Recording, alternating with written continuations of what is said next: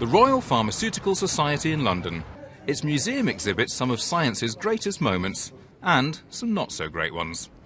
If there's one group of people we tend to believe, it's scientists. They deal in fact, not fiction, evidence, not opinion. But there's a problem.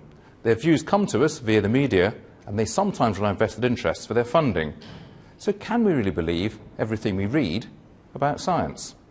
Very little of science is actually a game changer.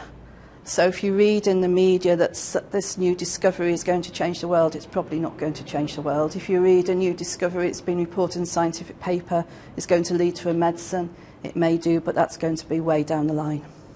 But does it matter if the media get a bit overstimulated by the boffins?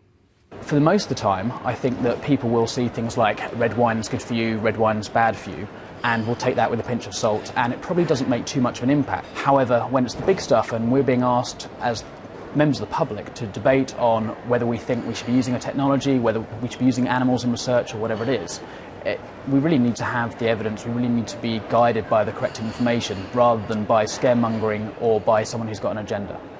That said, even eminent scientists will admit dodgy stories aren't always the fault of the media. I've just been to a university the last couple of days, which shall be nameless, where for the junior faculty, scientists, if they don't publish 2 scientific papers a year, they're out, that's it. So if it gets to be October, shall we say, and you only publish 1, which might be a big one, the pressure on you to, if not to be dishonest, at least to be careless, is almost unavoidable. I mean, you're more or less forced into it. But under those circumstances, I really can't blame them. And sometimes us innocent journalists are suckered by slick scientific spin doctors.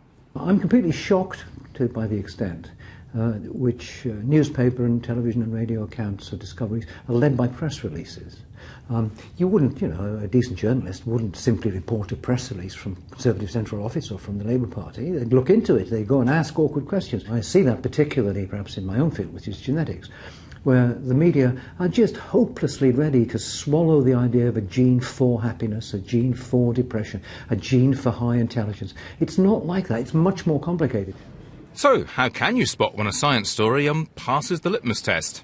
Well, according to my researchers, if it's too good to be true, it probably is. But if other scientists are saying the same thing, that's a good sign. And that's a fact. Probably.